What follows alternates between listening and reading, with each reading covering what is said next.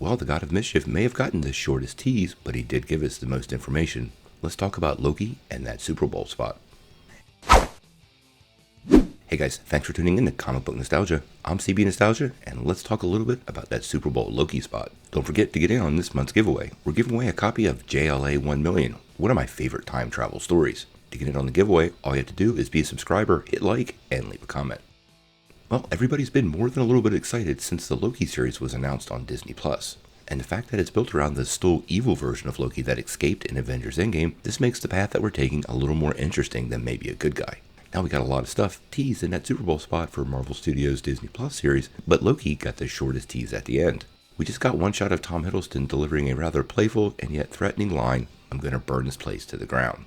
Now, that sounds pretty Loki to me, but what's more interesting is his jumpsuit and the initials on it, TVA.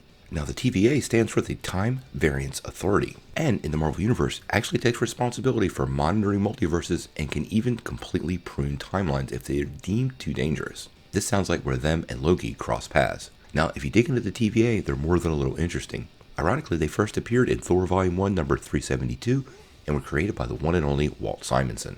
In the comics, they're even more curious, because although many are faceless, all the managers in the organization, at least initially, resembled Marvel editor and continuity expert Mark Gruenwald, and then later on, Tom DeFalco. What a great spot for a Kevin Feige cameo. What do you think? Now, these guys have made a couple of appearances in the Marvel Comics universe. No matter what its capacity, bringing the TVA in calls for some interesting questions about future storylines. One of the Time Variance Authority's main adversaries is the one and only Kang the Conqueror. Now, Kang is a Fantastic Four villain, and somebody that would have just come into the Marvel fold and would fit perfectly here. With alternate timelines created in Avengers Endgame, the multiverse absolutely being a central part of the upcoming MCU Phase 4 and 5, and now the TVA making an appearance. It seems like all the pieces are coming into place for Kang to show up in the near future. Now, this could be years away. Kang's a pretty complex villain, and he would want all those pieces in place, but it would put all the players on the board to call back in time, bring back old actors, and even revisit things we haven't seen in a long time. Sounds like a giant ensemble film to me. No matter what, Marvel is always world building, and the TVA is not appearing by accident.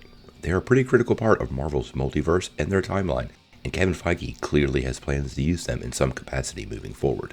Remember, we've been told that both WandaVision and Loki will play big in the Doctor Strange in the Multiverse of Madness, which I believe will set up the rest of Marvel's Phase 4 and Phase 5 completely. Is if Kevin Feige can lay out all these moving pieces in a really short period of time and make audiences digest and understand something that's typically held for mostly sci-fi, comic book, or geek canon. It's a bit of a stretch, but I know I'm excited.